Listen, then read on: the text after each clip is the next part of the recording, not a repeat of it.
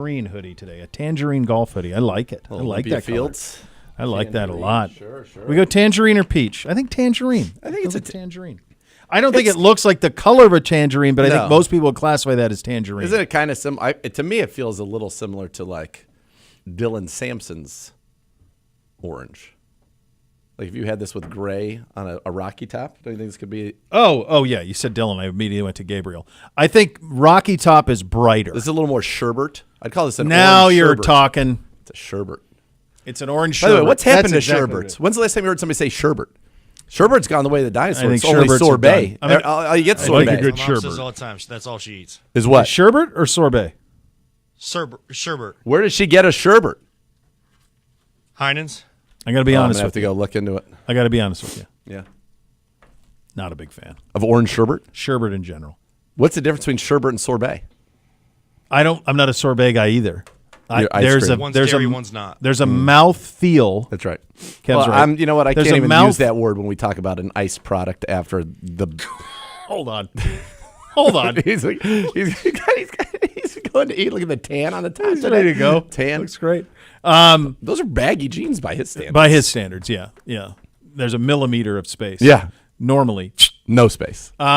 Yeah, not a sherbet guy. No. So when I was a kid, because that would always be there, and then when you were little, you would be wowed by the color of the sherbet. You go, oh my God, look, it's a cornucopia. This is a sherbet right here. That is That absolutely is. a sherbet. Look at this rainbow one. That's got to be great. And then you'd get it, and it was when I was a kid, that ain't it. on my way home from New Haven Middle School, I would end up at Thrifty's, which was a drugstore chain there. And this is, to date myself, things that would seem unfathomable, like for people who don't know, that there was a time when Taco Bell's entire menu was $59.79.99. The whole thing. That's it. Premium products, 99 cents. Yep. Chicken soft tacos, 59 cents. That was the whole menu. And after a solid night of cocktailing in Bowling Green, I'd order the entire menu for $25. Can I have all of it? Yes, all of it. $25. Yeah. There was at Thrifty's, they used to have, you got a triple scoop Okay. for like 40 cents. God bless them. And they had an apricot mango sherbet that I remember from my youth, as I was a big fan of it at that time. I haven't had a sherbet, and I couldn't even tell you last time. I Yeah, had a sherbet. because I think once you have choices, Yeah. you would always, if you're going to go down the cool, cold dessert path, you're always going to choose ice cream. Yeah. You're not going to go nice with a spumoni. gelato. A Nice gelato. gelato. Gelato's also a win. Yeah, Yeah, yeah. They're really proud of that gelato, though. I see it in the Heinens. They have the one that's in Talenti. there. Boy, they're really excited about that. It's Talenti gelato is very good. It must be. It's as good a Madagascar vanilla bean. If you're doing anything a la mode, you want that Talenti would gelato. you put it up there with the very best ice creams? For a vanilla bean? Yeah. Yes, I absolutely would. What's the mouthfeel difference between a gelato and an ice cream? What's the difference between? I don't know. No. I'm going to answer your question with a question. All right, I got my pen. What's the difference between fine Italian leather and like good leather? So your It's claim a is creaminess, a smoothness, a your richness. claim is that the gelato is superior to the ice cream from the jump. Not across the board. Yeah. When it comes to Madagascar vanilla bean, though, I would say yes. It's a silkier, creamier, smoother, more supple.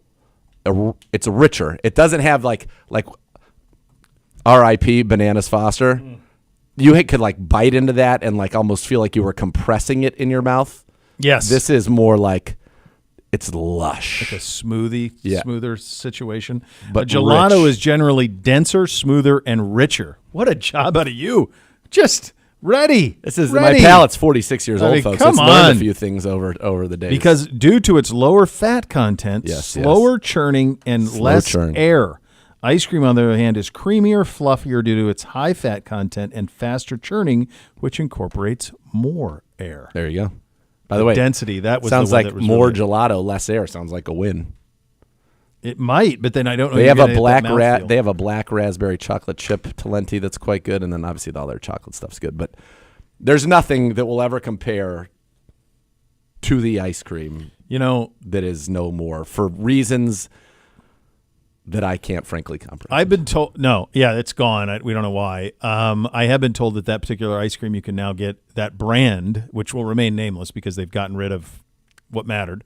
That you can now get that at Walmart in addition to Meijer. So it's in a couple of places. all over but the place. It doesn't matter if you don't have what you want. And I'm sure the other stuff's great. I imagine their mouth fine. feels similar, but it's not that. It's that not was the best that. ice cream I've ever had in my life, and now it's gone, and I'll never have it again. And I'm very sad. No. And I've had other people say, "Oh, you got to try this." I'll tell you what. There was one bite left in my final Yeah. carton. There was one bite left, and at this point, because I'd been savoring it, because it's like once you have the final bite, it's no more. So It's finite. refused. Thing was freezer burned, crystals all over it, and guess what? I took it out with my hand. I hand brushed the crystals off, Buffed it. buffed it a little bit, put it on a spoon, let it like warm a little so it. Still there. And when I tell you this, and I know you'll know that this is true because you know me, I'm an emotional guy. I wept. I bet you did. I believe it because you knew you'll never have that mouthfeel again. That taste will not be in your mouth. If I knew somebody in my like inner circle that was a maestro on the trumpet, I would have wanted them there to play taps while I had the last bite. Like the guns too. Well, we don't know where there's what goes up must come down. Come so down somewhere. yeah, Biscuits but of the house. yeah, with but little zogs we can't. the trumpet would have been Trumpet would have been nice. apropos. Yeah, it would have been. It's a shame. It's just a shame. It's a you blew it boy in the biggest sense, way. the Like biggest they way. have 1,000 flavors. Why Oh is my that God, the they're one not- that they're like, okay, now better this one we discontinue got rid this? of. Yeah, remember I lost the whole fleet of them because of the I know, the freezer freezer blew it. malfunction. Yeah, freezer Should malfunction. have had the trumpet guy at your house too. It was a whole fleet of them that I just looked at, mean, and I that tried is- making it work, but it started to separate because of the melting. The flavor was still there, but the mouthfeel was gone, and it had the crystals. It was lost. So I had to throw basically- away yeah. four tins of it. That was It basically awful. like all the kids, you know, our father's age, whose parents threw out their 1956 Mickey Mouse. Yeah. That's what it was like. That was They the all kind had. of loss By that the you way, suffered. be honest with you, I don't think any of them had them. I think they claimed they did. Some did. Some but the did, clearly. idea that everybody had a 56 Mickey Mantle rookie card and their moms all threw them out, I don't. Yeah. Come on. No, come on. No, I don't buy that. Hey, how about this? Segs. Yeah. I'm thrilled for him. This- If you missed the news, Browns Director of Player Personnel, Dan Sagany, he moves on to Tennessee. He is going to be the VP of Player Personnel down in Tennessee. There's some connections with that front office with Sags. You guys had him in here on Saturday. We're just Yeah. retelling that story. Yeah. He's been a frequent guest in here, and anytime you see him, you're in a good mood. So Yeah, he's great. He's great at what he does. When I first got the opportunity to become a man of film, the MOF is what Sags would call me, the man of film. That was back in 2014, and every Monday I would come in at like 6:30 in the morning and go watch film with General Manager Ray Farmer, Bill Kuharek, Morocco Brown, Dan Sagany, myself, and at the time then the president Alex Scheiner, and we'd just sit in there and just watch tape, and I didn't say much at all, just listened and learned, and that's how I kind of like learned how to watch tape and got a great education from Sags and Ray Farmer and Bill and Morocco, and it was just such a cool experience. And Sags and I have always, had a nice affinity for one another since then. Great guy. He will be missed. He's destined to be a general manager in this league. And I think, when you looked at here and kind of the way we're structured and the fact that we haven't had, the jump like Kwesi from Glenn or Cat above him, there he needed room to grow. Yeah. So I think this is a great opportunity for him there with the Tennessee Titans. So I couldn't be happier for him. It's so funny how, so these things are known. The way that the NFL cycle works in front offices is when a new GM comes in, they don't bring all their people in immediately because so much work has already been done that, number one, you want the people who have done all the work in your building still there. And then you also don't want them going somewhere else and saying, here's what all the work in this building says. So these things all happen after the draft. So that's where you see the turnover and the new people come in. So Borgonzi got the job there, and obviously I was a big Sags fan, and now so Sags will be there. And I think he might be in the air as we speak right now on his way to Nashville, which there are worse places to be going. But very excited for him. He was a great friend of this program, great friend personally. Learned a great deal from him, have a lot of respect for him, and I think he's going to be very good. And I think it'll be really cool someday when I think he will be a general manager someday. It's a matter of time. Yeah. Matter of time on that. We talked yesterday, a little bit of surprise. We did not address wide receiver in the draft. And we said it's coming. Well, away you go. Field Yates, ESPN, the Browns have applied a seldom-used unrestricted free agent tender to wide receiver Elijah Moore. It means that Moore will count as a compensatory free agent if he signs with another team, becoming the upcoming compensatory formula deadline. I don't know what that means either, parenthetically. So that if Moore means- doesn't sign elsewhere, his tender carries a value of $3.428 for 2025. I'm pretty sure the deadline is May 1st. Can we get any confirmation on that? Where's the G-Man today? Yeah, where is the G-Man? Under the weather. Oh, come on, G-Man. Sturdy stock. This This is twice in 2 weeks. twice in 2 weeks. This is a man from Wadsworth. Yeah. I mean, this is a He man of seems stock. hardy. Yes. Maybe that's the problem. Kidding. Hate to see that Can we- from the former Grizzly. What do you need? The compensatory pick deadline, I believe, is May 1st. So what that means is that Monday 4 p.m. 4. Eastern time it's 4 p.m. Eastern time following the NFL draft. So would that be May 1st? Yeah. No, that's No, gonna be that's next No, week. May 5th. Cinco de Mayo. Oh, baby. So Cinco de Mayo then. So it's Cinco de Mayo. Monday at 4 p.m. Eastern. So that means if Elijah Moore were to sign somewhere else prior to that moment, that he would be applied to our compensatory pick formula. So let's say he signed for $5 million. We're probably not going to get a compensatory pick anyway, Yeah. but that's what he would be applied to. And it would mean that for another team, that him signing would count against their compensatory picks. It also means that if he doesn't sign elsewhere by this deadline, he will be a Cleveland Brown on a one-year deal for $3.4 million. Yeah. So it's a way that they get some type of value out of it. It's also trying, I think, to more than anything, disincentivize somebody else from signing him, and then we could have him. So we could end up, if he's back, you could have a receiver room that is Well, hold on, because we have Jerry the other part Jeudy, of it. Cedric Tillman, Elijah Moore, and According to the NFL Network's Mike Garafolo, the Browns are signing veteran wide receiver Deontay Johnson. Last season with the Panthers, Ravens, and Texans, and now here. so reportedly. last year went off the rails for him. It did. Deontay Johnson, incredibly productive throughout his career in Pittsburgh. This is a guy who's got a 1,000-yard season under his belt. This is a guy who's been to a Pro Bowl. But it definitely went a little off the rails last year. Went to Carolina, wasn't very happy there. Goes to Baltimore, not happy there. Goes to Houston at the end of the season. It's not much. But prior to 24, he had 4 straight seasons with at least 700 yards receiving. He has 3 seasons with more than 80 catches, 3 seasons with more than 882 yards. He's got over that time as well in the last 4 years, 20 touchdowns. He's got 2 seasons with 7 and 8, 2 seasons with 5. So he can be a very productive player. I can tell you from talking to some players on our team, there was a time when he was considered the toughest by some guys on our team who were very good, the toughest one-on-one cover in the league in terms of his route running and all of that. So the question is, with Deontay Johnson, who last year was a down year and some, I think, not great things reared their heads with him, has he learned from that? Does he want to come in and be a good citizen? Does he want to come in and be a good teammate? And if he does, then this is a wonderful signing for the Cleveland Browns. Because if he does, he will be your number 2 receiver. Toledo guy. He'll be your number 2 receiver. Yeah, so coming Toledo back, Rocket. come back to Ohio. Listen, he's got personal animus against the Steelers and against the Ravens. Knows this division well, has been productive in this division. If he's got the right proper motivation, he's not. This guy was drafted in the 2019 draft. He's 28 years old. Yep. He's still in his 20s.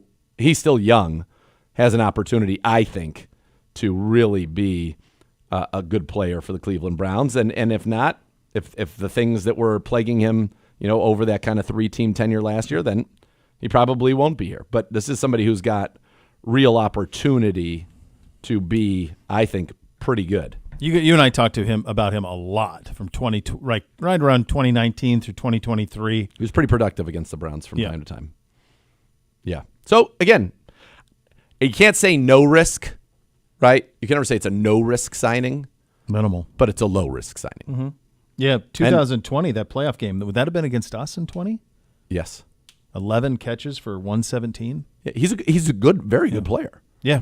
Yeah, he's a very good player. Yeah. Yeah, certainly was. So now all of a sudden, to finish your point, you start to do that receiver room. If this all goes according to plan, now, okay. Yeah, so now you got a room. Now I think you'd be looking at Jeudy, Tillman, Elijah Moore, Deontay Johnson, DeAndre Carter, and then maybe one of the young guys. Jamari Thrash, I think David Bell, Mike, they would all be in competition really for one spot. If you keep 6 even. You might just be like, all right, we're going to roll 5. Yeah. Yeah. So that changes the mentality quite a bit. Also, it very much appears, based on his Instagram, that Shedeur Sanders is in town. In Cleveland, yes. In Cleveland. Have you seen him here yet? I have not. Have not. Look, No. is he down at Brownsfit? Is that where he is? That's where the video's That's from? where the that video video was was from. there. But is that from when he had his visit here, or is he here? I find it hard to believe he would be here and not be by the facility. But That's the thing that's so tricky. he can't work out here. I know that. It's what makes this all so. I mean, the world we currently live in is so manipulated, technologically manipulated, that you don't know. Yep. You have no idea what's real and what's not. The way that you do the voice AI, the visual AI. Yep. There's no timestamp on things. You have no idea when stuff happened or when they did it. So, I think when those rookies get here, it's going to be fun. When all those guys get here, that's next week. They'll be in Thursday, and then everything will get going Friday. 2 days or a week? A week from Thursday. A week from now. All right, there's what you go on that. We're pretty loaded up today. You're going to visit with Coach, I believe. Yes, indeed you are. You're going to visit with Coach, so we have that coming up. 2-minute bomb. That's a bomb. So you have that to look forward to, which is very nice. A very candid conversation with Z and Coach. We'll go around the league a little bit as well. But the headliner today is coming up next. Our good buddy Greg Cosell is going to join us. Before we do that, though, I should tell you those were your hot topics of the day. Presented by University Hospital, official healthcare partner of your Cleveland Browns. He is a senior producer for NFL Films. He's one of the smartest football minds you will ever be around. He's the great Greg Cosell, and he joins us coming up next. You're listening to Cleveland Browns Daily. We're presented by Ballybet, official sports betting partner of your Cleveland Browns.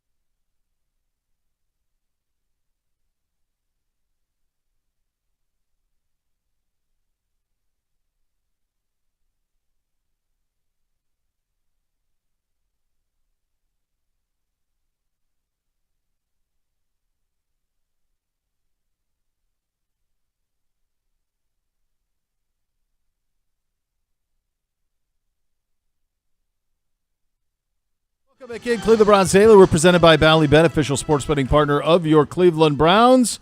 Let's get smarter, kids. He's the smartest in the business. He's a senior producer for NFL Films. He joins the show on the Twisted Tea Hotline, presented by Twisted Tea Hard Iced Tea, official sponsor of your Cleveland Browns. Keep it Twisted, Cleveland. He is the great, the one and only Greg Cosell, and he joins us. Mr. Cosell, thank you so much for taking the time. Let's get right into it. One thing that we kind of thought in advance of the draft is if you're sitting there at 2, it would take a Godfather offer for you to come off of 2 and not draft Travis Hunter. From your estimation, based on the prospects acquired and the first-round pick next year, did the Cleveland Browns get that Godfather offer? It's funny. That's one thing I'm not great at. I don't know all the trade rules, and I don't follow that at all. Obviously they felt pretty good about the trade. Then you get into, I guess, your evaluation of the particular players and Travis Hunter, and they probably knew that Mason Graham would be their pick at 5. I would imagine that would be the case, given what would happen at 3 and 4.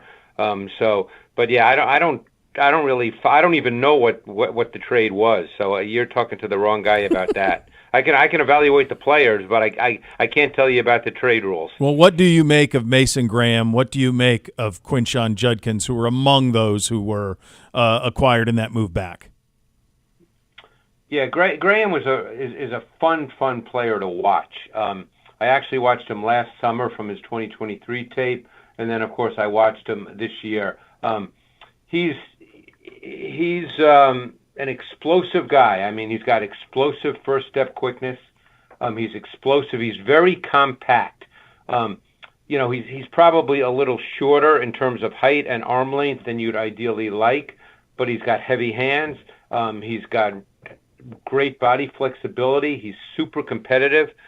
He's really kind of a relentless energy kind of player. There's a lot of activity to Mason Graham.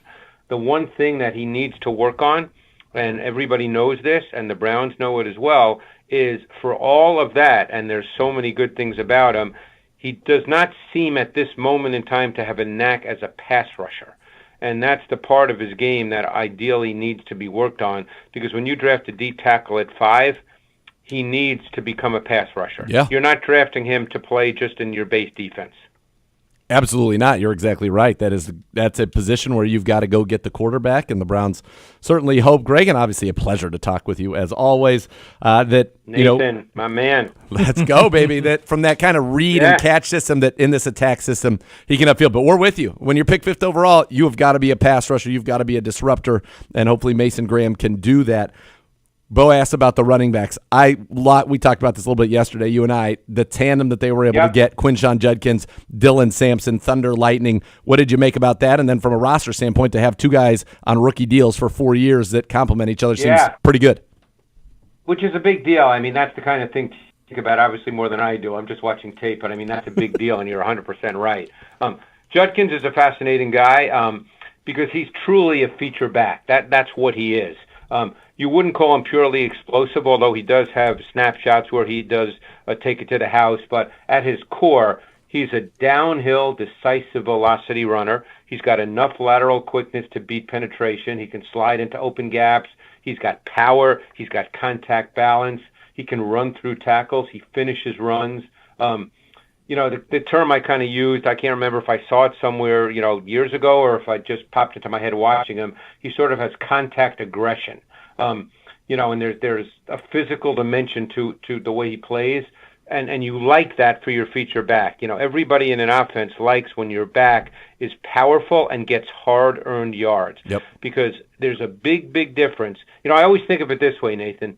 I think that when it's blocked for 3, the really good backs get 6 or 7. That's the nature of the league. That's what keeps offenses on track and on schedule, to use all the cliched terms. But it's true. And Judkins is that kind of back. He may not have 5 40-yard touchdown runs, but he can keep your offense on track, and he can run zone and he can run gap scheme. And then to pair him with a guy who can take it to the house anytime he touches the ball, the SEC Offensive Player of the Year, Dylan Sampson. What did you see from him when you watched his tape out of Tennessee? Yeah, and I thought it's a good mix, because to be honest with you, when I watched Sampson's tape and I liked him, I didn't view him as a feature back. I saw him as a complementary back in a two-back system.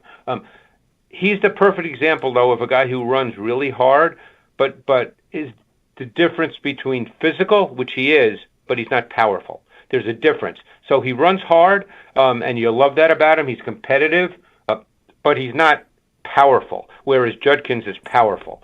So they're in some ways they're similar, and in some ways they're different, which is exactly what you want. You don't want the exact same guy, but he runs with velocity. That's what I like. I mean, and he's another guy, by the way, that I thought ran gap scheme really, really well. So I think it's a good combination. That's the kind of thing where I think specific games will determine how many carries each guy gets. I think in an ideal world, Judkins is your guy, and you want your offense to kind of start with him.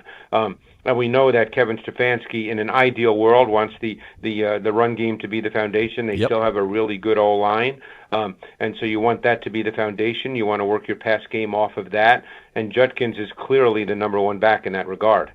Greg, at the top of the second round, we took Carson Schlesinger, the linebacker out of UCLA, who just was shot out of a cannon this year in Big Ten play. Yep. What did you see with him on tape? What are Browns fans going to like about him? Yeah, he's another guy that was a lot of fun to watch. They took two guys who were just like fun to watch, and Graham and Schlesinger. Schlesinger his whole game is kind of built on just athleticism and energy. I mean, this guy, he made a zillion tackles, first of all. He's got high-level athleticism. He's got loose hips. He's an easy, fluid mover. There's twitch. There's explosiveness in the box. I mean, he's got unbelievable trigger speed. He sees it, and he goes, and he sees it well. I mean, that's one of the key elements of his game is he fits that classic profile of the key and diagnose, play recognition, quick trigger stack backer. That's exactly who even though he was 242 at the combine, he doesn't necessarily play big, he plays fast. That's his game. He's got that first step explosiveness. So more often than not, instead of stacking and shedding, which is the sort of the old school way we think about stack backers, taking on linemen physically, he kind of beat blocks with his athleticism and sudden twitch rather than with physicality. I think he does have to become a little more physical. In this league, there are times you have to play that way, but there is no sense that it's clear that this guy is just a twitchy, athletic guy. Browns fans are all hoping that we get an opportunity to see him on the field next to Jeremiah Owusu-Koramoah, because you think about with the front the Browns have, to have those two at the second level running around would be a lot of fun to watch, right? Yeah, I mean, in some ways they're similar, but and that's why I think that Schlesinger does need to develop some kind of physicality as a player, just because you almost have two guys then who are super athletic, but they're probably they're almost more sub players than they are base defense players, but obviously they play in the base defense. Greg, let's talk about the thing that you and I like to talk about the most whenever we get together, and it's something that has been an issue for the Cleveland Browns for a great, great many years. That is trying to find the quarterback to operate this offense and lead this team deep into the postseason. The Browns get two cracks at it in this draft because the draft board fell very interestingly, which we'll talk about in a second. But let's start with the first pick. The Browns took pick number 94 in this one, Dillon Gabriel, and why you think he just is such a Kevin Stefanski quarterback.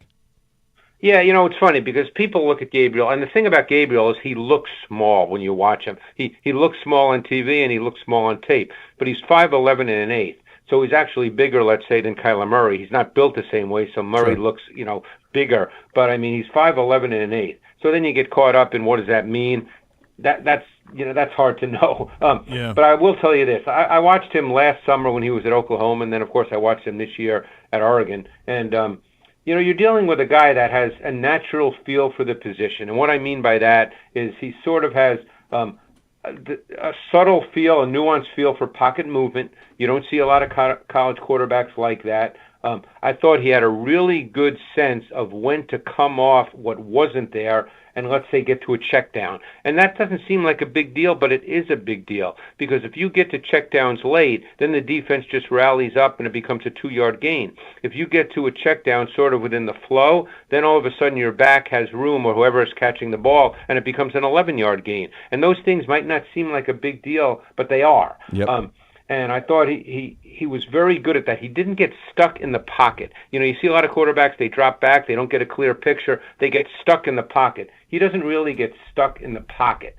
And what I thought with him when I finished watching him, and by the way, his arm's a little better than people might think. I mean, he doesn't have a hose, obviously, but, you know, people look at the size and probably think he doesn't throw the ball really well. He throws it a little better than people might think. Now, what I said about him when I finished watching him, I said what he would need at the next level is an offense and passing game built on timing and rhythm concepts, with an emphasis on RPO type things, quick game where Gabriel can hit his back foot, deliver the ball. I thought play action and play action boot concepts to more clearly define the reads and present cleaner throwing lanes would also be needed. So what am I saying? I'm talking about Kevin Stefanski's offense. Yes, you are. So, it does fit. Stylistically, he fits. Now, obviously, none of us know how this is going to play out. You never know that. You just draft. But what his traits are fit exactly what Kevin Stefanski wants to do with his offense. Greg, when you're watching film, because obviously he was at Oklahoma, he's at Oregon, they're primarily out of the gun and all of those things. So when you're watching tape and you're thinking about playing what we're going to want to play, getting back to Kevin Stefanski's roots, under center, play action, wide zone, all of it, what traits do you look for in a quarterback that fit that style when they don't play that style really at all in college? Yeah, well, obviously, I didn't know who was going to draft him, Sure. so I'm not thinking, well, let's see how he's going to do with the Browns. I don't know that.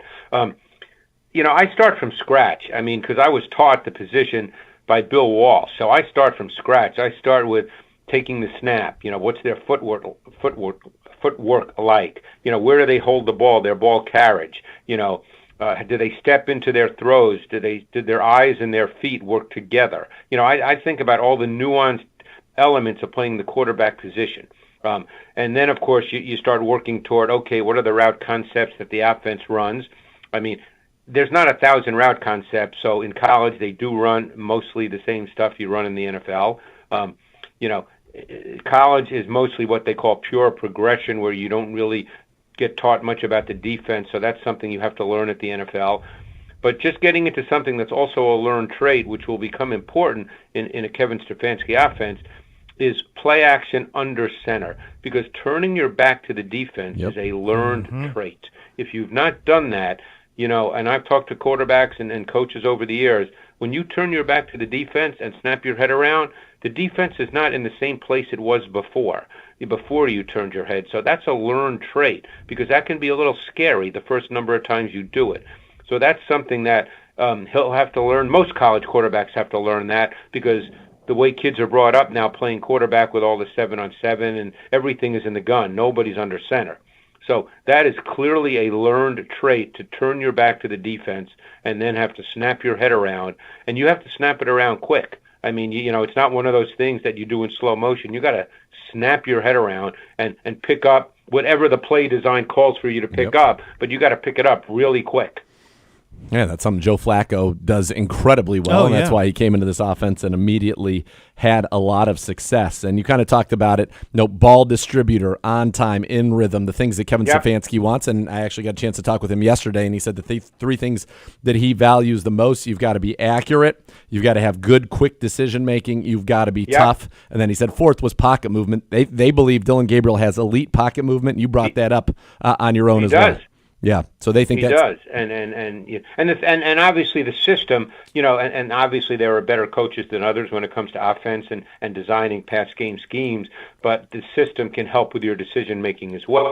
When you watch a good offense, you can see it. A good pass game, you can just see it. The quarterback is clearly comfortable. The reads seem clean. And that's why some coaches are better than others. But that's obviously, you can do that in normal down and distance situations. When it's 3rd and 9, obviously everything changes. Yep. But But Gabe stylistically, and again, I know people are going to debate this because not only because of Gabriel, but because of the Sanders pick coming later. But Gabriel, generally, people will debate it because of his size, but stylistically, he fits.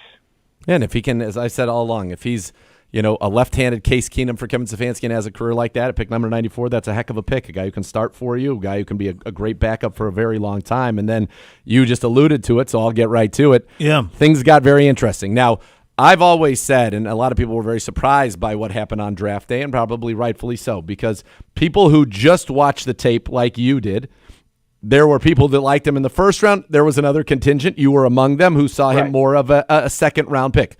Nobody saw this guy on tape as pick 144 in this draft. So we know that the pre-draft process was an absolute disaster for Shedeur Sanders, and that's why he was there. But you go back to the things you and I have talked about. What was your evaluation of him? And it feels like he wins kind of when he can win. He wins in the same ways that a Dylan Gabriel wins or that a Kevin Stefanski would want his quarterback to win.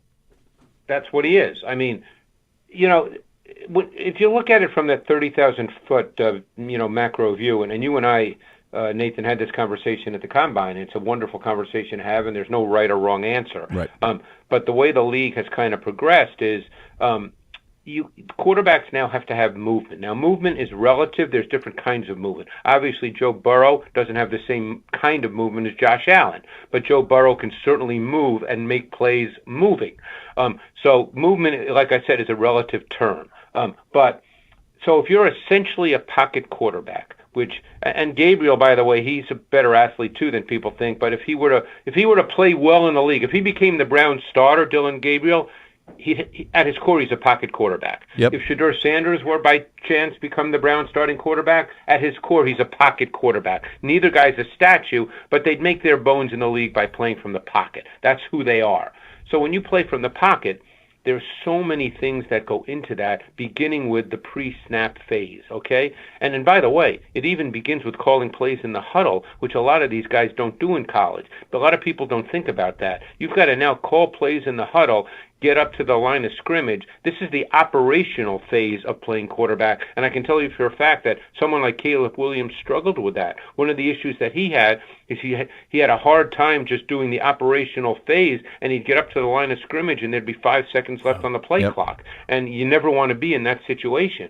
So the whole idea of calling plays in the huddle, which Gabriel and Sanders have not done, you've got to really work on that because that's a significant part of playing quarterback, which I bet a lot of people don't think about. But anyway, getting back to Sanders. Yes. I mean, I thought that he was an easy, natural thrower despite not having higher-level arm strength, but it wasn't an issue in the sense that he couldn't make throws. Although, it's funny. I've always believed arm strength isn't an issue until it is an issue. It's like insurance. It's never an issue until it is an issue. That's a great line. And just talk to Joe Flacco about that. I've had this conversation with Joe because, he's a South Jersey guy, so I spent time with Joe, and I know him, and he's a terrific guy. Yes, he is. And arm strength isn't what people think it is. Arm strength isn't throwing the ball 80 yards. Arm strength is driving a deep dig between defenders. That's arm strength in the NFL. Yep. And a guy like Flacco can do that, in his sleep. But anyway, Sanders, to me, he's a pocket quarterback. He's kind of a little bit of a pure thrower. He's kind of an over-the-top thrower, which you also don't see very much these days. And I would say that, he has kind of a vision and feel for the game, but he has to work behind a strong pass-protecting O-line. He's got to have quality receivers, and he has to have a well-schemed passing game that presents defined reads. Now, people could say, well, every quarterback needs that. And in theory, of course. I mean, you still want to give Josh Allen that. You still want to give Lamar Jackson that. You still want to give Mahomes that. But the point is, if they don't have that, they can still elevate your offense. The quarterbacks like Sanders, let's say like a Kirk Cousins, okay? Those guys can't elevate your offense if they don't have those things. So that's what I mean when I say they need a lot of things. Doesn't mean they can't function in the league. I mean, obviously, and again, I'm not comparing Sanders or Gabriel to Tom Brady or Drew Brees, but we've seen quarterbacks that are super high level, mastering every element of pocket play. That's what you sort of have to become. Now, not everybody becomes Brees or Brady. But, when I watched Sanders, I said to myself, you know what? He's a lowercase C.J. Stroud. He's not as good, but it's that style of quarterback. Yeah, it's so interesting when you think about that. I saw a video of Jackson Dart with John Gruden, Greg, where Gruden said, "Give me your snap count," and he just clapped, and that was it. And Gruden's like, "Yeah, but then what's the count?" And he's like, "No, that's it." And Gruden goes, "You just clapped for 4 years?" And he's like, "Yeah, I clapped for 4 years." So they have to reteach them how to play quarterback at this level, almost from scratch. And you know what? Like I said, I don't think a lot of people think about that part of playing quarterback, the operational part, okay?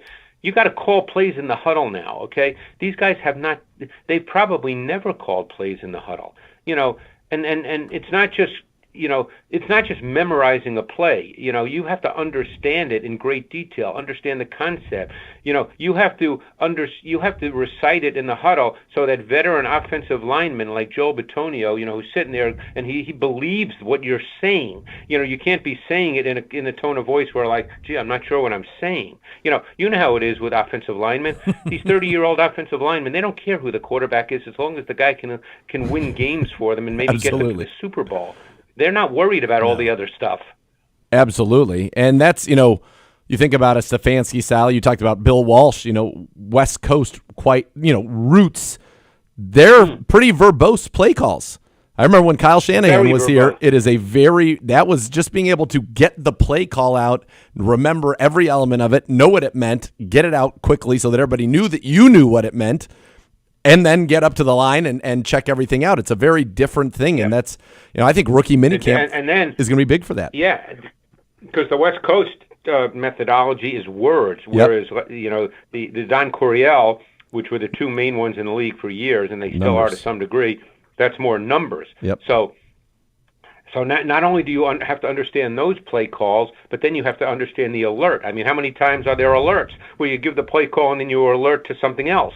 I mean, this takes a lot of time. It's like learning a foreign language, okay? I mean, it might seem easy to people, but it's not at all. I mean, if I told you in the next 2 weeks you had to learn French and then go in front of people and start talking like you really knew what you were talking about, I mean, that's a hard thing to do. Oui. I know. I'm assuming you don't know French, Nathan. That's about it. Je m'appelle Nathan. Je voudrais un coca. I could get myself around. I could get a foreign language student of the year, 1994. No big deal. No big deal. French. It's a lot of it is. Those. Thank goodness for Scantrons and not speaking tests. But I digress. All right, Greg, we're having a blast. These are the quarterbacks. You know how Kevin Stfansky wants to win. The one guy we've drafted that we haven't talked about, I think fits a lot of what he wants to do. I know he's very excited about him. That's the tight end Harold Fannin, who had a historic year as a tight end in the FBS, the MAC Offensive Player of the Year. Moves interestingly, kind of looks like an old Antonio Gates running around where he doesn't really pick up his legs, but when you watch him against Texas A&M and Penn State, he ran away from those guys, and that's the best competition he faced all year.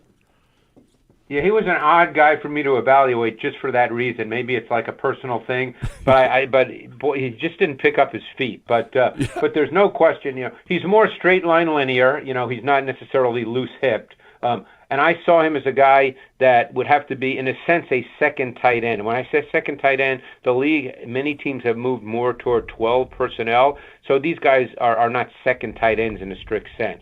I mean, someone like Noah Gray for the Chiefs, he played 58% of their offensive snaps. Think about that. And they've got, the guy who's been the best tight end in the league for years. So many teams have moved toward 12 personnel. So, and obviously being at 241 pounds. And by the way, he did work to block. I mean, I'm not sure he's going to block, big 285-pound DNs with regularity, but he did work to block. So it's not like he gave no effort. But you're not drafting him to be an attached tight end. Right. You're drafting him to be a movement tight end. You're drafting him to line up all over the formation, maybe go in motion, maybe be your motion player at times. And you match him with with Njoku. Njoku, yep. He's still there, right? Yes, sir. Njoku's still there. Yeah. So that's how it can work. That's who he is, because he's 241. So he's really a big wideout in a sense. Yeah. And so I felt watching his tape that he was at his best running movement routes. And by movement routes, I mean like crossers, overs, seams, verticals. Routes where he doesn't have to, where the fact that he's kind of straight line linear is not a big factor. He's not a guy that's loose hipped and fluid. He doesn't have what we like to say oily hips. He's not that guy. But he can run a little bit, and he's really good run after catch. So, again, if you're going to play 12 personnel, and you've got Njoku, who, by the way, can also run, and I've always liked Njoku. I remember watching him coming out of college, and he was a monster in college. Yes. But and he's had great moments with the Browns too. For some reason, it just popped into my head. I guess it was when Flacco was there. Was it a couple of years ago? Yeah. And he caught that touchdown. Was that against Houston in the playoffs? I'm trying to remember. Njoku had one against Houston on Christmas Eve. He caught a touchdown. Eve. He had There a was couple one against here. the Jags that he caught. Yeah. I think the one I'm thinking of might have been against Houston. It was toward the back of the end zone. It was kind of like a seam throw. Yep, that that was Christmas Eve. Mm-hmm. Yep. Yeah, it was a ridiculous throw and a Yes. ridiculous catch. It was it was beautiful. Yes, it was. But anyway, I can't believe that just popped into my head out of nowhere. But We anyway, love it. Yeah, Browns moments in your head, Greg. This is great. yeah, I know that I'm a little sick, Nathan. Yeah, but we all know that. In the right way. In the right way. Yeah, yeah. I got a fun but, fact for you, Greg, real quick about Fannin and ahead. Njoku, which I actually dropped on Stfansky, which he was not aware of at the time either, although he said it made a lot of sense when everything they liked about him. Both were drafted at the age of 20. Okay. Both of them led the FBS in yards after the catch per reception at the tight end position. Both of them led the FBS in missed tackles forced per reception at the FBS level. Wow. That works. And isn't that funny, Nathan? Because they look totally different Yeah, running. and Chief And is a Njoku high looks jump like a champion, and smooth- this guy doesn't lift his feet off the ground, but he is a beast. Yeah, and Njoku looks like a smooth, fluid guy that Yep. as soon as you see him, you go, wow. Yep. And Fannin looks like, man, can you lift your legs up a little more? Hey, Greg, I'll get you out of here on this one. For our fans, because they're going to be watching everything these two quarterbacks do, especially, right? Without question. When we talk about preseason football, because we're going to get a long look at them in preseason, what Yeah. will you be looking for from Gabriel and Sanders to let you know that they're getting it? And what should our fans be looking for in those question. games? I'm not going to cop out here. It's a hard question to answer. But the way I look at preseason, and by the way, I don't love watching preseason football just because of what I do. But I think what you're looking for, and I imagine what the coaches look for as well, is just executing what they're asked to do at a high level. Because obviously they're not going to be given a playbook that's 300 plays. They're going to be given relatively basic concepts that are a foundational part of the Stfansky pass game, and they're going to be asked to execute those correctly, okay? And obviously the defenses they're going to play against are not going to be, game plan defenses, so they're going to get fairly basic looks, okay? Instead of getting 10 versions of cover 3, when they play, they're going to get 2 versions of cover 3. So they're going to get fairly basic looks. So what you want is you want them to hit their back foot, know where they're going with the ball, turn it loose, make the right decision, and throw it with precise ball location. So you're looking for them to execute the right way, play after play after play. That's what you're looking for. If they can't do that in the preseason, it's not all of a sudden going to happen if they have to play week 2. No, that's it. right. Thanks for making us smarter, buddy. You're the best. I appreciate it, guys. I love talking with you. Thanks so much. Likewise. Maybe Thanks. we'll have to do it more. We'd love to do it a lot more. I think we should. I think That's we it. should as well. Great Cosell. Senior producer at NFL Films joining us on the Twisted Tea Hotline presented by Twisted Tea Hard Iced Tea, official sponsor of your Cleveland Browns. Keep it twisted, Cleveland. You're listening to Cleveland Browns Daily, presented by Ballybet, official sports betting partner of your Cleveland Browns.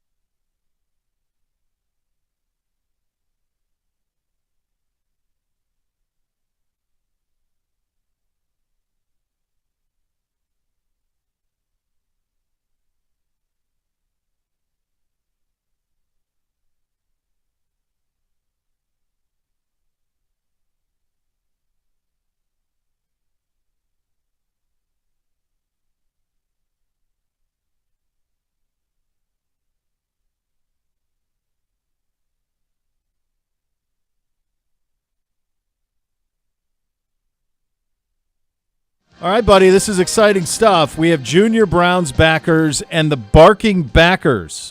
This stuff has just dropped, presented by University Hospitals, Rainbows, Babies, and Children, in association with Cardinal Credit Union. It's the Cleveland Browns official kid club. It opens to ages 4 to 12. The opportunities are extensive. Premium members, first touchdown kid, the chance to score the first touchdown as a Browns home game and show off a touchdown celebration. Look at this lovely bag you get here if you're watching on this. Flag kid, so that's a chance to pass off the flag to a Browns player in the home tunnel before the team runs onto the field. Kickoff kid is a chance to run onto the field to achieve the kickoff tee at a Browns home game. And a Browns player interview, the chance to interview a Browns player. Premium member kit also includes Junior Browns backers duffel bag, which Dr. Z has right here. Look at the Open that bad boy up. Look at it up. I did. What's in What do the we got in packaging? here? You can open the package. So you got a growth height flag, courtesy of UH. Do you have that? You have that there? There you go. Is that? There you That's go. it. Growth height flag is yeah, there. Look, you can measure. Look at that. 5 feet, 4'11", 4'10". I have one on the wall. From Yeah. that we've all done. Baby. Oh, baby. Look at those. Look at these things. Oh, Bootsie'd crush those, yeah. Well, How about it? Gift card wallet courtesy of Cardinal Credit. Yeah, this is it here. And Junior Browns Backers Sports Sunglasses. To learn more about Junior Browns Backers, parents and guardians can visit Junior Browns Backers. nice zipper on this. This is good. Nice Let's- heft strong. Oh, that's nice. Nice canvas, Yeah, that's very as nice. it were. As it were, yeah. And then Barking Backers. So this is the official dog fan club of the Asa Cleveland Woody's a Browns. member. Buddy Garrity might be. He had a big day yesterday. We had 4 geese on the property. Went down there. You ready, dude? You ready? Ears perked right up. What do we got, Dad? What do we got? Let's take a walk, buddy. Slowly walked up the steps, get up to the top, looking around. Tail up, eyes up. I go, get him. Go see. Gone. Like a missile. Barking. Geese. Gone. See ya. Stop before the electric fence, before he got buzzed. I said, God, you're great. See ya. Goodbye. Great job out of you. See, I opened. So we have Great a back door off of our garage that I've built. Yeah. And opened up. So now I don't have to take them out through the side where, they're peeing right on the good grass. They're going out in the back. Go to the back backyard. grass, yeah.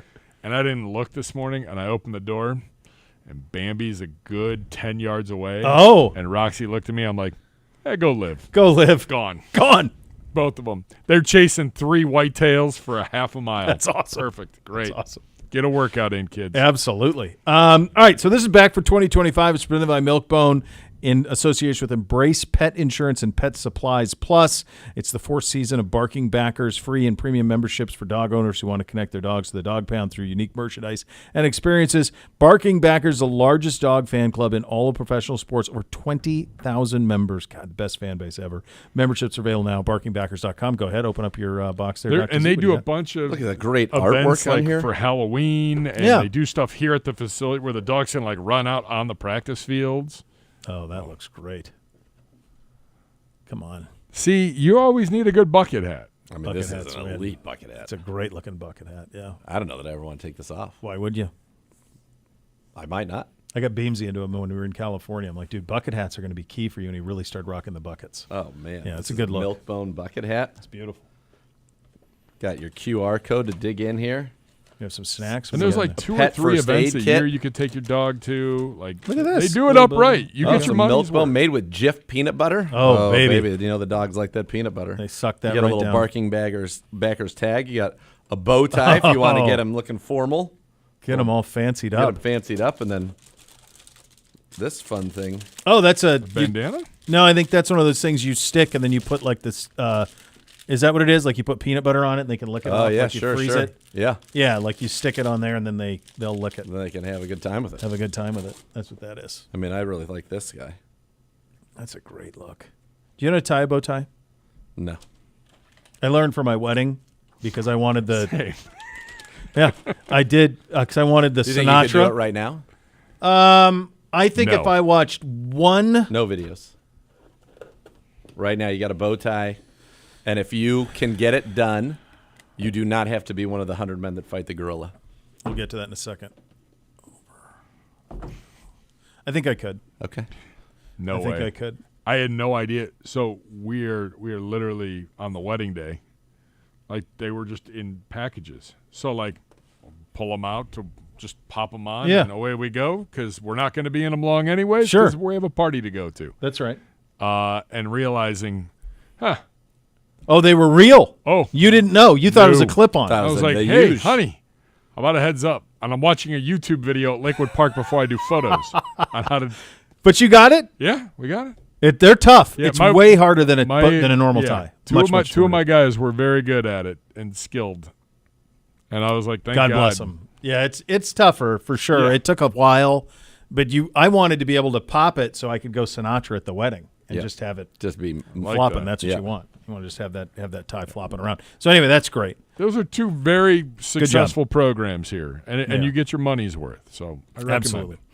Junior Browns backers and then the barking backers. So you'll have both of those things to look forward to, which is nice. Second hour of the program coming up next. Included in that, exclusive one-on-one sit-down with Z and your head coach, Kevin Stfansky. You'll listen to Cleveland Browns Daily. It's presented by Ballybet, official sports betting partner of Cleveland Browns on 850 ESPN Cleveland.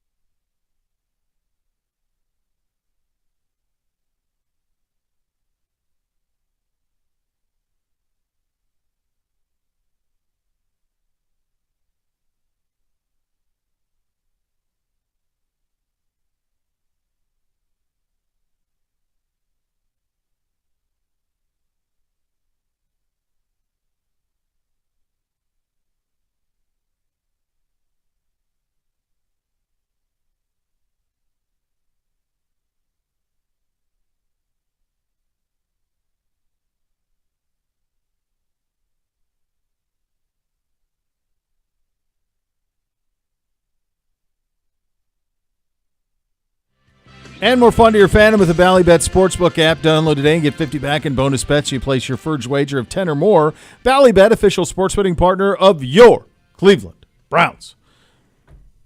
13-year-old NBC kind of being a punk all the way to school today. Whole way.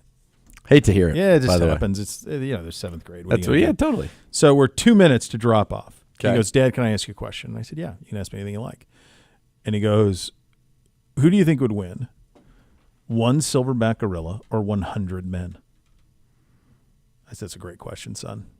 That's a great question. I said, it depends on the men. It depends on the motivation. It depends on the silverback. Well, the motivation to me There's is a lot I said to, you earlier to is determine here. If you lose, you die. So to the point where I was reasoning with him, and then it was drop off. And so that was it. And so then I thought to myself, where did he get this? Like, how does this come out? Well, as it turns out, over the weekend, somebody either tweeted it or TikTok or something that went viral, and now it's viral. everywhere. So all I did was start 100. I put it into Google, 100 men, and then the rest filled in, and then it was Newsweek, everybody on this. So much so that there's been AI-generated battles that have taken place.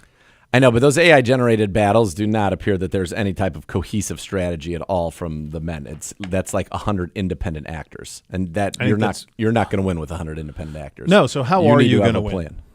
Well, so this is my plan. All right. My plan is 60 people of our 100 will be broken into 6 teams of 10 with very specific responsibilities. Yep. The responsibilities are as follows. All right. Team 1, right arm. Okay. Team 2, left arm. Team 3, right leg. Team 4, left leg. Sure. Team 5, you have 20 hands Yep. and 100 fingers. Yep. Your job Yep. is to get the eyes out of the head of the gorilla. You have one singular focus. Eyes. Gouge the eyes out. Go get his eyes. Go get his eyes. Yep. No matter what occurs, go get his eyes. I will find you no matter what occurs. You stay alive. The other 10, Yeah. their job is to annihilate the most sensitive area of the gorilla. That Male is their region. sole focus. Yep.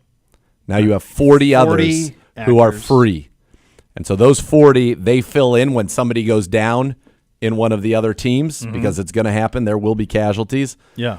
And then once the guys on the legs are just trying to contain leg, but you're just trying to get them on the ground once, and then it's full dog pile. And then it's free for all. Every just nonsense. Everything you can. Kidney, back of the head, back of the head, back of the head. Yeah. Now they're skull sick, they're skin sick. It's going to be very, very difficult. Yeah. You are going to carnage. lose people. But if you are coordinated with it, you cannot get split up. If he's split up and he's running around one at a time, bonk, one at a time, bonk, you're toast. Swinging people. You're toast. You reliving Donkey Kong? Yeah, you can't have that. Humans I believe, flailing. though, that the people, to me, this is 100 able-bodied All right. So you're gonna have to grown men. I got to give you one more qualifier that I think you need. I don't think it can be 100 able-bodied grown men because I think you're underestimating the cowardice of man. And I think that when your plan here with your 60 people, I'm going to give you one qualifier that I think would make it work. But I think based on your plan right now, I'm guessing that when it comes time to like go and big fella from the Congo just starts slinging people, that people are going to be like, nope, I'm out. So this is my qualifier that you need. You need Navy SEALs. You need somebody who will not ask why. One of the things they do in the military for the first couple of weeks in basic is they eliminate your reasoning to say, well, but why would I do that? You need people who you say, you're on right arm. Yes, sir. You're on left arm. Yes, sir. So- you're on eyeball duty. Yes, sir. You need those people because Agreed. You're not AI-generated humans. So the No. cowardice of man, I think, would be a problem. So here's what I'd say. So that's my one qualifier. Here is the way that this fight goes down in my world. Yeah. If the gorilla does not lose, there's no running away There's no being like, oh, well, I stayed out of the fight. The gorilla killed the 60 people who tried to fight, and I'm over here. Okay, you'll be executed. Yeah. So either the gorilla dies or all 100 of you die, regardless of your participation or lack thereof. So that goes to environment where the fight is going to So take you better place. make sure you're in the fight. Yeah, if you are in like a steel cage and you can't get out until Yeah, this isn't an arena. Yeah, if it's a closed perimeter This is and the you're properly Roman Colosseum. motivated, Roman Colosseum, only those who live can get out alive. That's it. Then I think if it's Only those open, who live with the gorilla going down. going down. Yeah, that's it. Because any sort of like if you were on a football field, no chance. That sucker just would lope around and just fling you. So I think you got to be kind of a closed environment. Well, I think you would at a football field. You'd have to close ranks. Like you'd have to make him come into you. You'd be disciplined. It has to be like in the old days, like the Romans. Yeah, when back they to would back have a to line, back. Yep. and they just you're up next. Yes. You have So- to be very organized. Cardiac Kid, who by the way is doing. What a heater for him! What He's a month! On, He's no, on it's- 2-month it's- run. It's Oh been my great. goodness, Content Browns. He's really on a Ball's fire. not going to. Ball's not going to spike. We'll itself. spike it for him. Yeah. The guy's a legend. That's right. He's been doing a lot of AI work lately. Okay. AI scouting. He's figured out, which is incredible to me. He basically can get film into AI, and then the film is analyzed by AI and what it wants for Stfansky's offense. And all. It's incredible. He's got AI breakdowns of everybody we drafted. It's really remarkable that you can do this. And you wonder, like, at some point, Pretty soon we're not going to need humans. By the way, we should stop all this since we're the ones creating it. Well, the thing that worries me, I heard the Bill most Gates over the weekend talking about this. Well, did you see that the leader in this, all of their safety check people have quit because they're so focused on the commercialization of it that they're not focused on the big problem. Jurassic Park. We didn't stop to ask, like, we were just asked if we could. I'm asking now. Not whether or not we should. I'm asking. This has been my big fear for forever. Yeah, Come on. I'm Anybody who watched any kind of science fiction knows that this is problematic. It's not going to end well. Watch the Terminator. Anyhow, should go back to what, war games? When the computer's like, no, I'm good. I got it. Yeah. Launching missiles. Yep. Yeah, no. Nope. So he ran this through AI.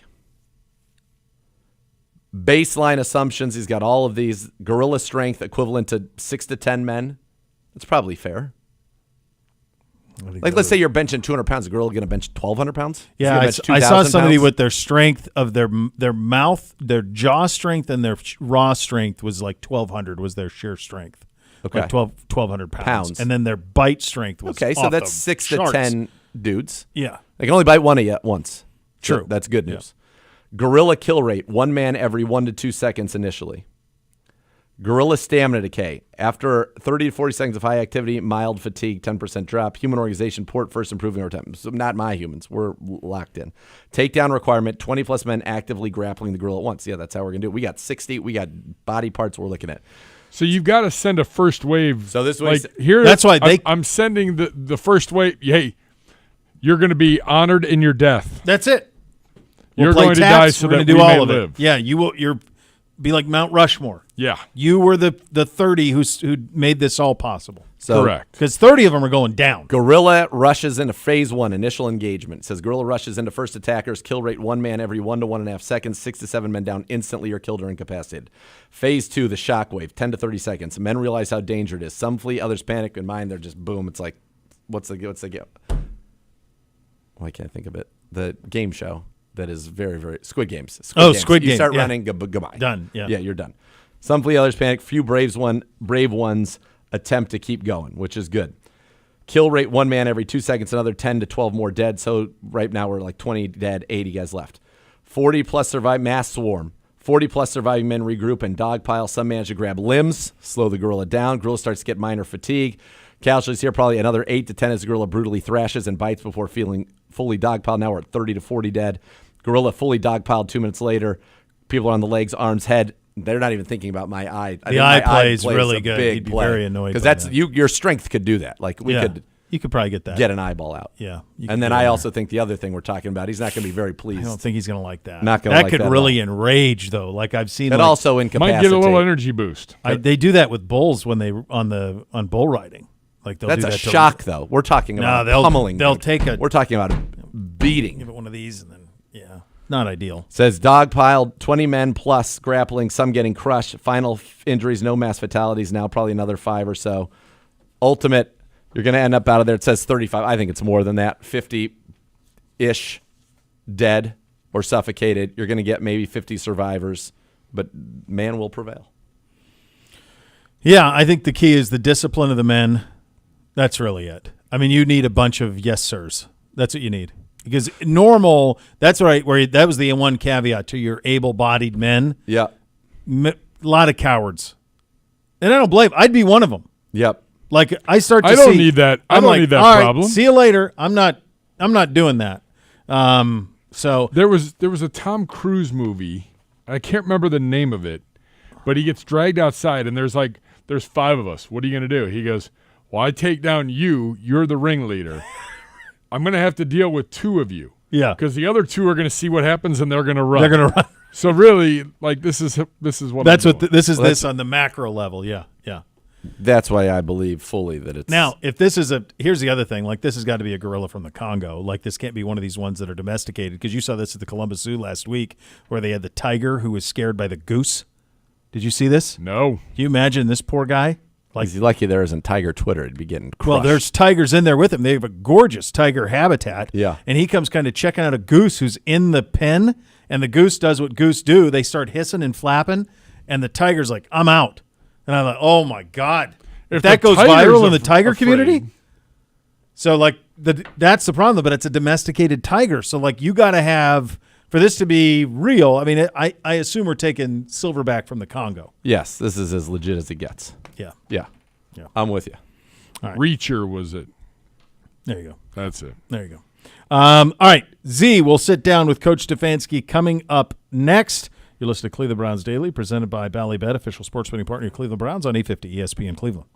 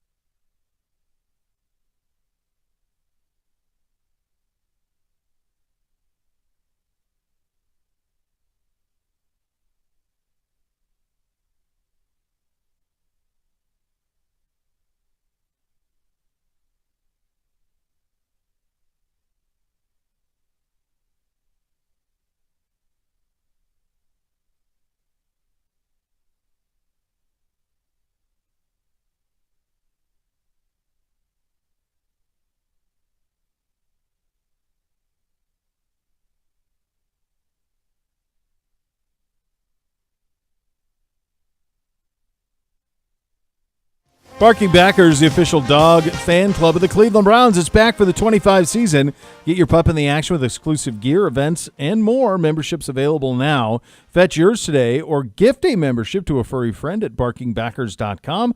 Barking Backers is presented by Milkbone in association with Embrace Pet Insurance and Pet Supplies Plus. Now here is Z, one-on-one with your head coach, Kevin Stfansky. Very happy to be joined. You're down over 20 minutes. Cleveland Browns two-time NFL Coach of the Year, Kevin Stfansky. And, Coach, the weekend of the draft is long. It is intense. It is probably a roller coaster of emotions. It certainly is covering it. I would imagine in the room it is as well. When you look back at this one, because I will say, for me, easily the most interesting day three I've ever been a part of with the Cleveland Browns. What was this weekend just in sum like for you? Yeah, it's funny. The draft room itself is not as we're not going on that roller coaster that maybe you're on, Nathan, going up and down. It's much more sterile, and there's not a lot of conversation. Truly, we're kind of staring at the TV screen like a lot of our fans are as well. So I think what you're always trying to do is just stay true to your board and making sure that you're ready to adapt if things come up.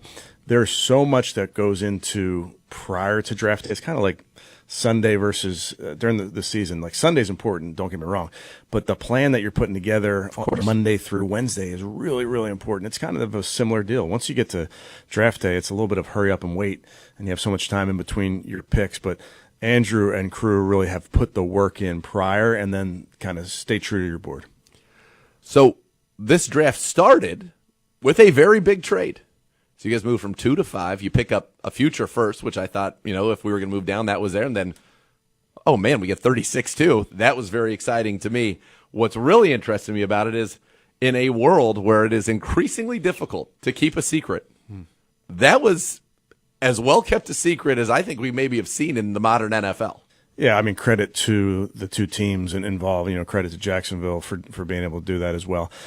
These are high stakes. These are things that both sides are talking about and trying to figure out what they want to do. And Andrew and their GM got on the horn. There's Andrew Berry making an appearance. They got on the horn and kind of started talking, and then we started bouncing it around, and we felt like it's a strong deal for our organization, and they felt similarly for them. And I think that's what you're always looking for in these deals. You want both sides to feel really good about it. Obviously, moving back to 5, we knew who we'd be able to land there. Knew Mason was a possibility, which makes that deal makes it even that much more enticing to do, because you knew you're still getting a really, really good player that fits who we are, fits what we need, that type of thing. So it was an interesting process, and then you really get to game day, draft day, and the word starts to slowly leak out. So word did get out, but we definitely were thinking there for a while, let's get this to draft day so we can get this over with. So clearly, if you're happy with it, they're happy with it. That's how a deal gets consummated. Mm-hmm. Were there some sleepless nights being like, we really like what we're getting out of this. Let's just get to the draft so that it's official. Yes, I will tell you, though, with that second overall pick, from my perspective, the season ends and no one's happy about how the season goes. Of course. And it took a lot out of all of us. And then having that second overall pick, you wanted that pick to be able to set your future up, whether it was staying and taking a player or moving back. Both outcomes are really, really good for this franchise. So we feel strong in what we're able to do, excited about the guys that we're able to add. And like you mentioned, having some, that pick moving forward can be a big deal for this franchise as well. All right. One of the things that I would say was a surprise is that the first 3 picks, 3 top 36 picks were used on a defensive tackle, an off-ball linebacker, and a running back, which would not necessarily be traditionally what you might think. But that being said, it felt like, and you could tell me if I'm right or wrong, an identity was, you guys wanted to establish an identity, and those first 3 picks, I think, did that. You're talking about good, tough, physical football players. I think it certainly does signal that.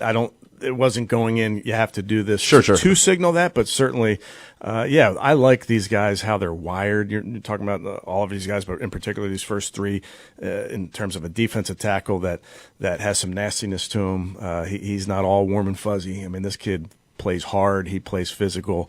He gets after the quarterback, gets after the run game. I mean, he fits when you're talking about playing in the trenches. I mean, this kid is what you're talking about. A linebacker that can run sideline to sideline, super intelligent kid that can really impact the game in a multitude of ways. And then, Quinshawn just is a mean, violent runner. We loved his tape, loved the kid, the makeup of the person.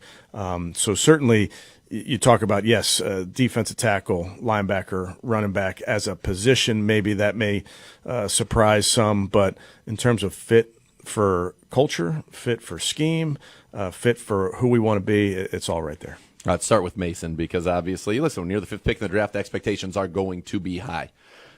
The scheme that he will play in here relative to what he did in Michigan, does that lead you guys to believe we could have – because you're not thinking defense tackle 5, you can't rush the passer. Like I think that we can all be confident in that. So you guys like his ability in this scheme maybe to be more impactful from a box score standpoint for people who just look and say, oh, he had 3 sacks, 7 tackles for loss. But he was reading and reacting. He was catching a lot. Now he's north-south, and guess what? He was also double-teamed a lot in college and probably won't be double-teamed as much here. Yeah, I think there's 2 things to really unpack. Obviously, the scheme there's different ways to play this game, as we all know, and different offensive schemes, different defensive schemes. Their defensive scheme was more of a 2-gap react style, like you're talking about, where you're really shocking guards and you're shedding them and you're setting the linebackers up to make plays and that type of thing. There were plenty of times also where Mason was going in more of an attack scheme. So you saw on tape that he was capable of that. That wasn't hard to see. The other thing I would point out, and I think it happens so often in our sport, is we put such an emphasis on sacks. And I think that's the wrong thing to do when you're talking about affecting the quarterback. Sacks are great. They're the result of a great pass rush a lot of times. But we want to pressure the quarterback. We want to force the quarterback off his spot. We want to force the quarterback into bad decisions. If it turns into a sack, that's tremendous. Miles gets however many a year. But we're really trying to pressure the quarterback and then, of course, finish them with sacks. But we really look closely at pressure rate. I think pressure rate is something that can be maybe tell the story a little bit better than sacks. I was at the Vikings when we drafted Daniil Hunter coming out of LSU. I don't remember what the number was, but he did not have a lot of sacks in college. I mean, he just didn't. Now you look at him and there's quite a few in the NFL. That's a good looking defensive end. I think that guy will figure it out. He'll find a way to get the quarterback on the ground. But we try not to get wrapped up in that sack number. So when you have Myles Garrett, really the only place for a quarterback to go is up in the pocket. And so if you think about the last 2 drafts, the first person chosen was a defense tackle. Mike Hall a year ago, Mason Graham. Is that part of it? Like, okay, we collapsed the pocket, and we got Myles and Isaiah and, Alex and Obo and Tryon Shoyinka coming off the edge. There's nowhere to go. Yeah, that's certainly part of it. Myles is an elite rusher. We all know this. We've all seen offenses go into games, and they chip to his side, they slide to his side, the ball comes out quick. There are, you're looking for one-on-ones. It's harder to, not impossible, but it's harder to chip interior pressures. You can do it with the running back. Aaron Donald certainly saw some of that in his career. A lot of times you'll see a slide go to an interior player. Well, if the slide's going to that player and it's not going to Myles, and Myles is, as we've seen him and Von Miller and these elite players, they just deal with chips their entire pass rush lives. You're just trying to find those one-on-ones anywhere you can get them. So, and a good interior rush helps the outside. A good outside rush helps the inside. Yeah, the Browns certainly hope to have that. A lot invested in that line. Now behind them, you talked about Carson Schlesinger. I just think Cleveland's going to love this kid. You're talking about 0-star recruit, walk-on, 1 year as a starter, dominates, and is now the 33rd pick in the NFL draft. Yeah, pretty cool story. He's wired the right way. He and Coach Tarver are going to have all sorts of conversations that are going to go way over my head. I think those 2 majors are I don't even want to pronounce them because I'll probably get that wrong, but very, very intelligent kid. And when you're playing linebacker, you're the GPS of our car, and there's a lot of information that's going on when you're in the center of it all. He can handle all of that. He can make calls, and then just the physical ability to run and make plays it's just all over the tape. And we all have seen linebackers in our scheme, in schemes that like ours, where you attack, where when you get those guys that can run sideline to sideline, they end up cleaning up a lot of what we're trying to do on defense, because just going back to Mason and the interior, Mike Hall, their job is to mess all that stuff up. Our linebackers' job is to clean it up, and we need linebackers that can run and clean stuff up. I know we all hope to see Carson next to JOK. That would be a heck of a lot of athleticism out there. All right, let's talk about these running backs together. It's pick number 36 to get Quinshawn Judkins. You talked about him. Physical, bell cow type running back. So productive. And then later in the 4th round, You get a home run hitter, the SEC Offensive Player of the Year. By the way, we drafted the SEC Offensive Player of the Year, the Big Ten Offensive Player of the Year, the Big 12 Offensive Player of the Year, and the MAC Offensive Player of the Year in this draft. Sounds pretty good to me. A lot of hardware. A lot of hardware. But you talk thunder and lightning. It just feels natural with Sampson can just absolutely go hit huge runs, and Quinshon can as well, but the physical and then the explosive. Yeah, I mean, when you put it that way, they really complement their styles really well. When you're in this part of the draft or any draft and putting together a room, you're looking for traits. You're looking for guys. Not everybody's going to have every trait. That's just not realistic. If they do, they go number one overall. Yep. But these guys have traits that we really, really value. And just going back to Quinshon, I mean, I think there's a lot in his body. I think he's a young man that runs, like we talked about, runs violent. He runs mean. He's no fun to bring down. I think there's room for him to grow in a bunch of different areas that we're going to help him get to. And then Dylan, you said he's a home run threat. I mean, he's smaller, but he's not little. He's well put together. He's a guy that we feel like can help the pass game, can help the run game. There's really no shortage, and he's a great kid. He's awesome from a makeup standpoint. He's going to make our building better. I'm thrilled with that combination, and to have, if they can be what you draft them to be, the idea of having that pair together on rookie deals for 4 years through the 2028 season that's a pretty appealing thing for roster construction in general. All right, we know 12 personnel, you love to get to utilize it. Harold Fannin Jr., 20 years old, kind of profiles. I know they look differently, they move differently, but when David Njoku came out, he led all the tight ends in FBS in yards after the catch and missed tackles forced per reception. Harold Fannin does the exact same thing. He's so productive. Our boy Gibbe's over the moon, a BGSU alum. He even wore his pin so he could get to meet him that he got for playing hoops there. I love this pick. I think it was one that you almost could see laser beam to us from the get-go. How thrilled were you guys to get him, and how do you see him fitting in? Yeah, thrilled. He's a guy very early on was a favorite of ours. And how can you not when you watch the tape and you're watching Bowling Green and I love Maction, I love it. But when you get to see him do it versus the Penn States and Texas A&Ms of the world, that just reinforces kind of what you're seeing. I thought they did a tremendous job utilizing him. They moved him all over the formation, which you don't do that unless you have the ability to learn and can process. So that was one of the things that was so exciting about watching the tape is he wasn't lined up in just one spot. They moved him around so much. So you talked about the rack with the ball in his hand. There's really so many different things that we can do with that. With Harold, we took a drive, which I guess we went west, Gibby, okay, to Bowling Green. So I was on campus first time for me being out there and got to visit with Harold, get in the meeting room with him, put on the tape, have him talk through the tape. And then we had a lovely lunch at Frickers on a Lent Friday, so I couldn't do any meat, but it was awesome. Honestly, it was fun. We had a blast just getting to know him, and he's a young man. He's 20 years old, so just excited to bring him up the road. Being a former safety there down at is it Massillon? Which one? Canton McKinley, like I said. So just excited about the kid, but just we did a lot of work on him, so I don't think he was surprised. He was not when we selected him. From what you like to do, when you have 12 personnel and now you've got Chief and Fannin, to your point, he was about a third of the time in line, a third of the time in the slot, and a third of the time out wide. Mm-hmm. So you can come in and people think, two tight ends, if they match in base, all of a sudden he's playing out there at the X, and how do they respond to that? That gives your quarterback information. It just feels like this is a guy who gives you so much information and allows you to be so multiple in looks and personnel groupings to run a variety of things out of it. That's right, and that's what I think the tight end position allows you to do is just that versatility. And even wide receivers that have versatility that can line up in different places is important to have. So he does give us that. Now he's got to go earn that role, but that's something that we feel like with putting the work in, we can get him there. All right, let's talk about the quarterbacks, because you didn't draft just one in this draft. You ended up drafting two. The first, of course, Dylan Gabriel. He was the Big Ten Offensive Player of the Year. Guy started 63 games in college, most in history. A guy who's thrown more touchdowns than anybody in FBS history as well. What is it about Dylan Gabriel that you really liked?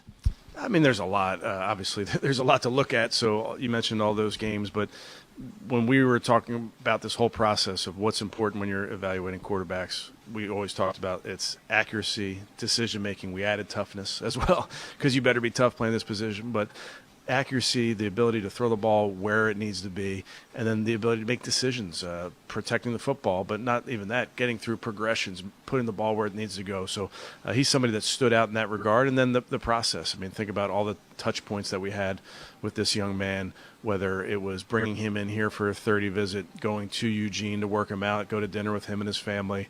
Obviously at the Combine, spent time with him. So there's just so many touch points where we felt really strongly about what his makeup is. And then, you add him to this mix. Our job is to develop. And I think that's the big thing with all of our players is we try to get the best version of them and recognize that they're young players.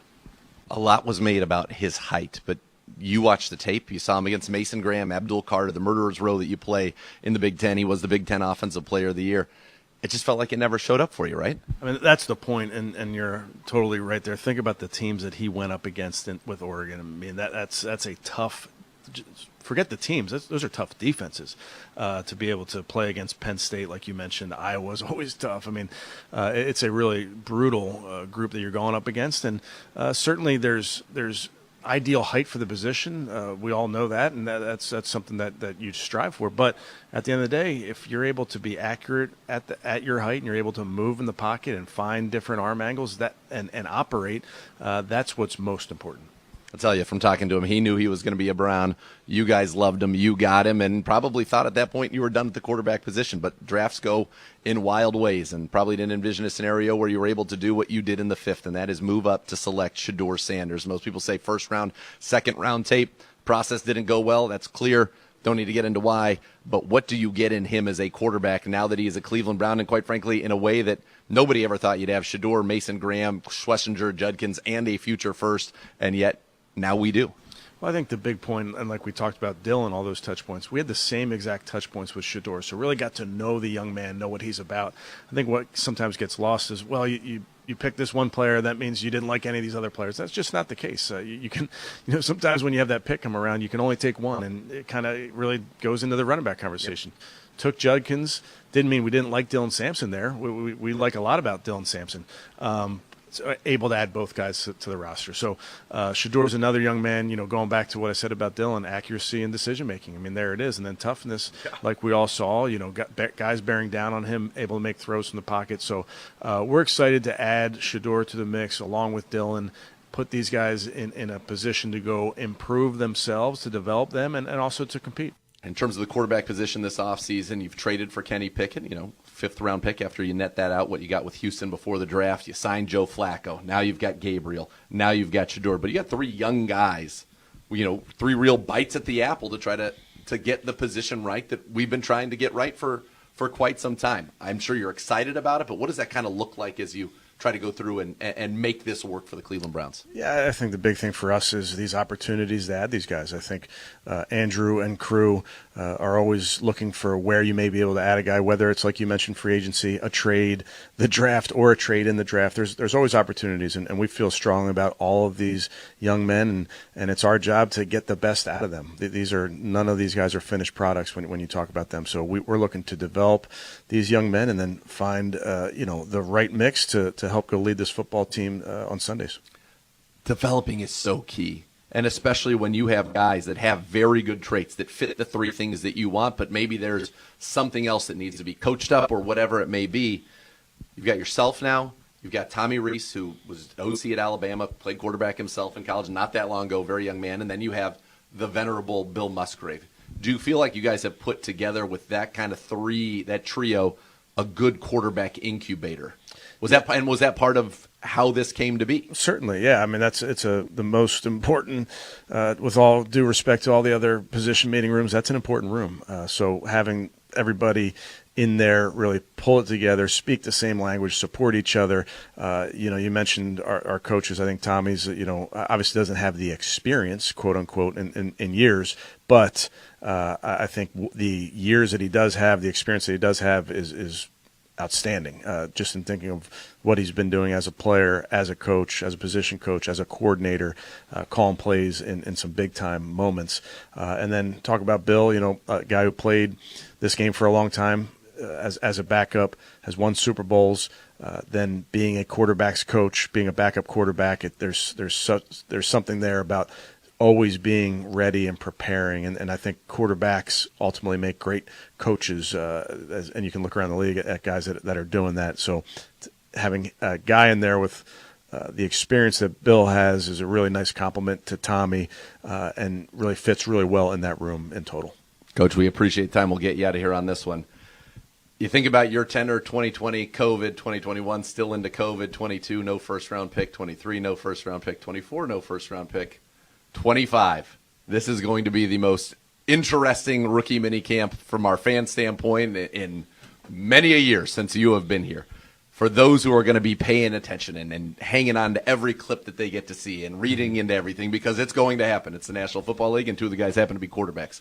What are you hoping to get from these young guys, and what's something that, somebody can think about in the back of their mind? Hey, if we see this, this is a good sign here. Yeah, it's really the first time we get our arms around our players. We're not allowed to talk to them right now in terms of football. You can have a conversation, but you're not, it's a dead period. So it's really our first opportunity to get down to brass tacks and let's talk football and let's install and then let's get on the grass. So I wouldn't overreact to anything that happens, good or bad, over the course of 3 days. Good luck with that, by the way. No doubt. But I will say this. It's our opportunity to, quote unquote, onboard our guys into our program. Here's how we meet. Here's how we practice. Here's how we are in the weight room. Here are things that are really important to us. Here's our identity. Those are the type of things, as important as the individual drills are and the meetings. I want them to start to feel a part of this program and start to understand what it means to be a Cleveland Brown. We are thrilled to be a part of your program and that you are running it here. Browns head coach Kevin Stfansky, thanks so much for the time, and let's go, baby. Let's do it. All right, there you go. Great stuff with Z and Coach. So much more to come. You listen to Cleveland Browns Daily, presented by Ballybet, official sports betting partner of your Cleveland Browns on 850 ESPN Cleveland.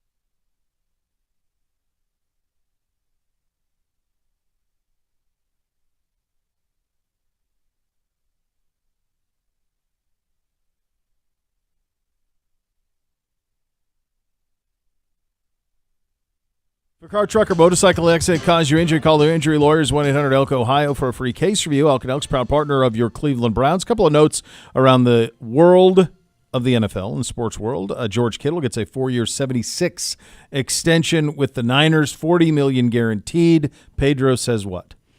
Pedro's pleased about that. He likes George Kittle. He wants him to You stay don't away say. from the wrestling ring. He's like, just you and George Kittle both need to stay away from wrestling. No. Why would he say you? Because I've done With it all once. your glory. I know, but that's why. You're going to be called back. You'll be called back to action this summer. No, that's not no spoiler. No, I don't believe so. Never say never. The lure of it. The lure of it is pretty You've good. gotten a taste. I'm in good, I think I'm in better shape than I was a year ago. Oh. I also am not training in the ring at all. G'day, you heard that? You heard that as I did? Yep. You heard that as I Did. did? It did. You and the 7-footer this time. I would just be like, if I go in there though and just do something stupid and I like pop my Achilles, it'd be so. What a I moron. just want to see you tossed around a little bit. I've done that. Yeah, I know, it's fun. If I'm doing anything now, it's just a run. Who's that guy who's the pure 7-footer who beating. you Satnam Singh. That guy. He's You on, he versus can be him. on my side. Double J would be on my side in a second. Yeah. Maybe we'll team up. See if you could team up. Yeah, that'd be fine. Let's save the Brandon Bean thing. Let's save that for tomorrow because that's probably Man, that was- we can expand upon that. That was tomorrow. intense. So 2 minutes. 2 minutes. Cavs were up. We got back from lacrosse last night. We put it on, and the boys are like, Dad, they're up 40. I said, wait a second. Did this start at 7? What do you mean they're up 40? They're like, oh no. Yeah, They're we up couldn't 40. even. I can't even watch it. I got in the 63 car to at 20 or 8:15 something. after the draft It went by review show 50 last night, and Yeah. they were getting ready to go to they were midway through the second quarter, and it was 31. Ernie was disgusted at half. He's like, Yeah. this is the worst game I've ever watched. And then Charles Barkley said, I never like to use, there's 2 words he doesn't like to use. He doesn't like to use quit. And I forget what the other one was, but he goes, this is quitting. This is that. This is yeah. they have quit. Pretty wild. Yeah. A lot going on down there in Miami. They to were have that it was little give and 20 down. to 5 in the blink of an eye. I'm pretty sure that when I saw it and the boys were watching, I think it was 63 to 20. And it got worse from there. Yeah. Not better. Well, at that point, what's the point? Like you're Mitchell done. Schwartz, I saw a tweet from Mitchell Schwartz that said like he took live bet the Heat plus 50.5 when the Cavs pulled basically everybody who plays, and he's like, and it still didn't cover. Still didn't cover. No. I enjoyed every single second because heat culture sucks. I think it does a little bit. I think But it's a Riley I problem. got to ask, Yeah. like midway through the fourth quarter, they're still fans. What? There were There's first of lots all, of options hold in on. South Beach. For tip, there was On a Monday dude, night. Nobody was at that game. Not a tip. You could have sat anywhere you wanted in that building. They had a good weekend though, like $7.5 million for the first round so far on ESPN. So they had a good ratings weekend. The draft did really well, like 13.5, 7.5, then 5.5 on Saturday. So everybody, it was a good sports weekend. I think the weather contributed. It wasn't a great weekend Yeah. weather-wise in our part of the country. So. Yeah. But so good numbers there. All right, there you go, kids. The Hoff is going to join us tomorrow. You have that to look forward to, Complete which breakdown from is him. that's going to be very, How very about fun. We'll talk about cured meats, among other things. The next level Yeah. is we'll ask him about the 100 men thing. 100 Hoffs. I like those odds. Oh, man. The next level Yes, is next. tough. Cleveland Browns Daily, 850 ESPN Cleveland.